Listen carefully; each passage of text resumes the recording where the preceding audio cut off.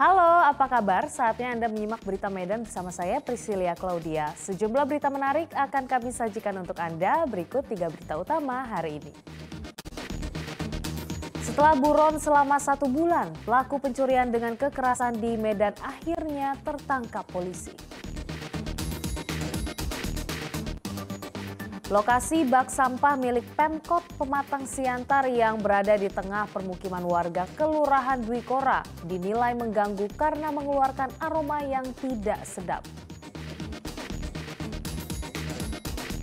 Jembatan yang rusak di Desa Kayu Besar Serdang Bedagai memakan korban jiwa.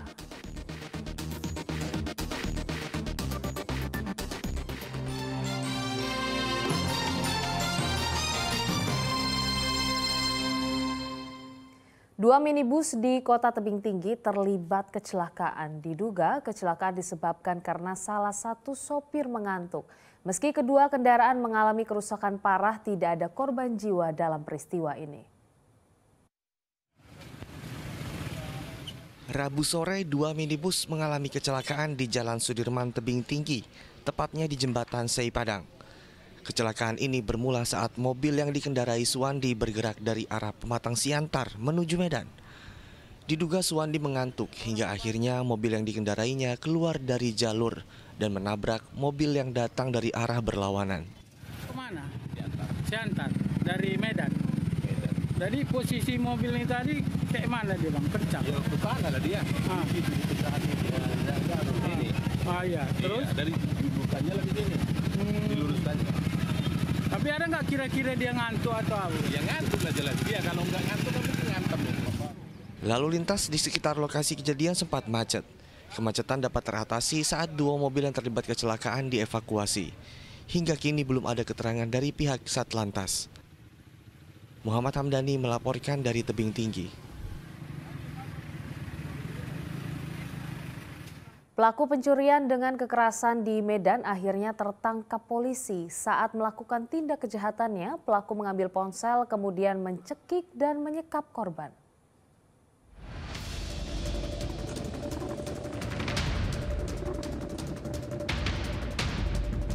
Pelarian Surya berakhir di sebuah ruko Jalan Gagak Hitam, Medan saat sedang menjadi juru parkir. Setelah melarikan diri selama 1 bulan lebih, Surya akhirnya tertangkap polisi yang sebelumnya sudah mengintainya.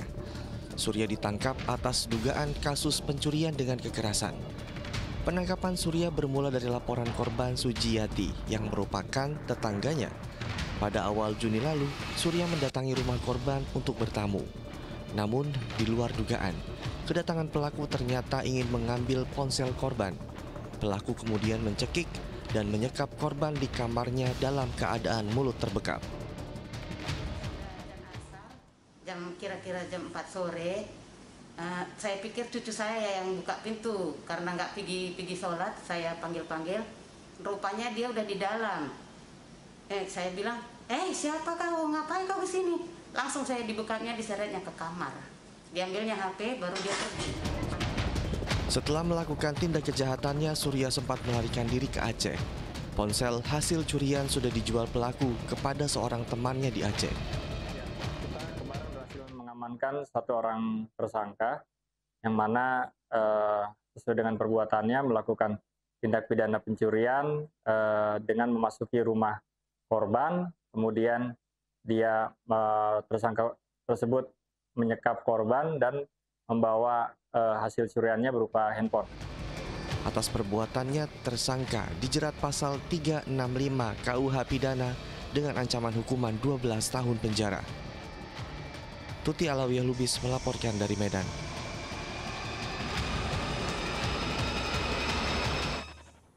Selain terseret kasus dugaan pembiaran penganiayaan terhadap Ken Admiral, AKBP Akirudin juga terseret perkara penimbunan BBM solar di sebuah gudang.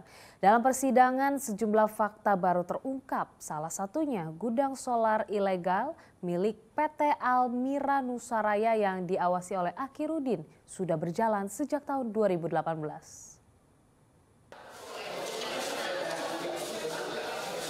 Pengadilan Negeri Medan kembali menggelar sidang dakwaan terkait kasus penimbunan BBM jenis solar subsidi di sebuah gudang Jalan Guru Sinumba, Medan Helvetia yang melibatkan AKBP Akhirudin. Akhirudin bersama dua rekannya, Edi selaku Direktur Utama PT Almira Nusaraya dan Parlin selaku karyawan perusahaan dihadirkan di persidangan. Dalam kasus ini, Akhirudin berperan sebagai pengawas gudang solar ilegal milik PT Almira Nusaraya. Ia diduga menerima upah sebesar 20 hingga 30 juta rupiah atas pengawasan gudang tersebut. Dalam sidang sejumlah fakta baru terungkap. Gudang solar ilegal yang diawasi Akhirudin sudah berjalan sejak tahun 2018.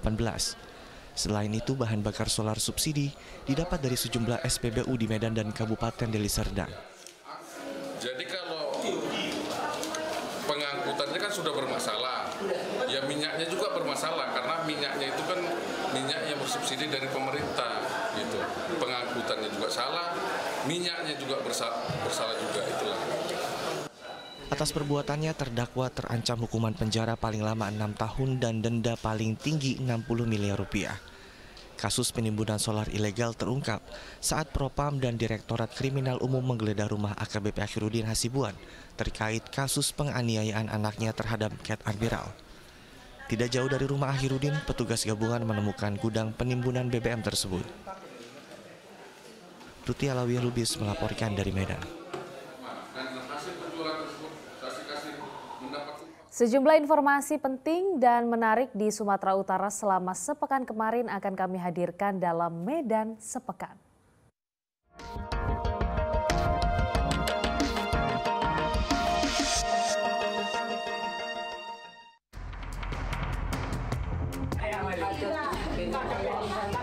Ibu kandung sekaligus pelaku pembuangan bayi di Semak Belukar, Kecamatan Pantai Labu, Deli Serdang menyerahkan diri ke aparat penegak hukum.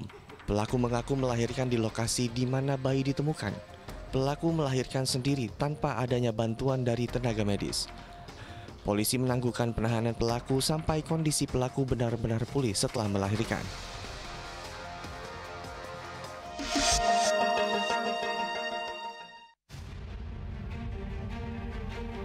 Seorang bocah berinisial GK di Desa Penungkiran, Deli Serdang meninggal dunia setelah digigit anjing. Pihak keluarga menyesalkan karena ada dugaan lambannya penanganan pihak puskesmas dan rumah sakit terhadap pasien sehingga pasien meninggal dunia. Saat dibawa ke puskesmas Pancur Batu dan Talun Kenas, pasien tidak diberikan suntik anti rabies. Sempat dirawat di rumah sakit selama 2 hari, nyawa korban pun akhirnya tidak tertolong.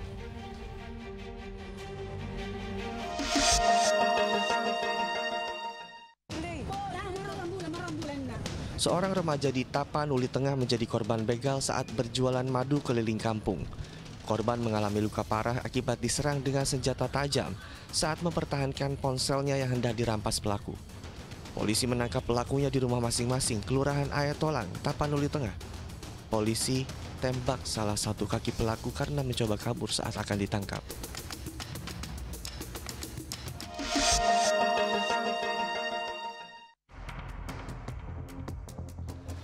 Seorang bocah yang tinggal di komplek perumahan pabrik kelapa sawit Labuhan Batu Selatan tewas terperosok jatuh ke dalam tangki kotoran atau septic tank. Diduga pelat besi penutup tangki kotoran longgar hingga menyebabkan korban terjatuh. Usai dievakuasi, jasad korban dimakamkan di TPU setempat.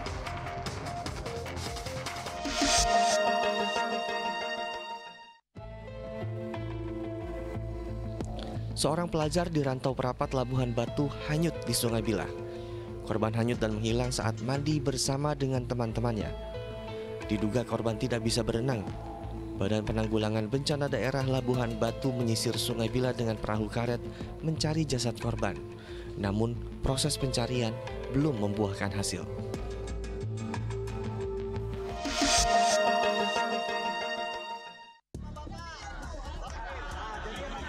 Sebuah mobil di Asahan tertabrak kereta api saat melintas di perlintasan kereta tanpa palang pintu.